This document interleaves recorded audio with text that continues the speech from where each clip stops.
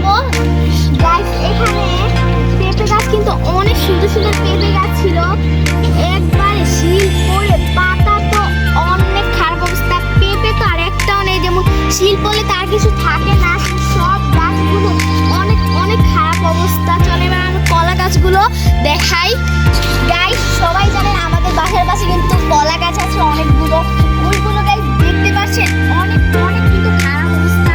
কলাগুলো যতটুকু একটুখানি ভালো আছে, কিন্তু গাছের অবস্থা অনেক অনেক খারাপ। কিন্তু তাদের ছাদে কিন্তু গাইস অনেক সুন্দর সুন্দর টবগুলো লাগানো হয়েছিল, শিলাবৃষ্টি পড়ে গাছগুলো অনেক কিন্তু খারাপ অবস্থা। সবাই আমার ড্রাগন গাছগুলো দেখেন, এত এত খারাপ অবস্থা। এবার বোধহয় আর ফল খাওয়া ভাগ্যে নেই আমাদের, এত খারাপ অবস্থা। শীত পড়ে অনেক অনেক খারাপ অবস্থা, একটি ডালাও কিন্তু গাইস ভালো নেই এখানকার।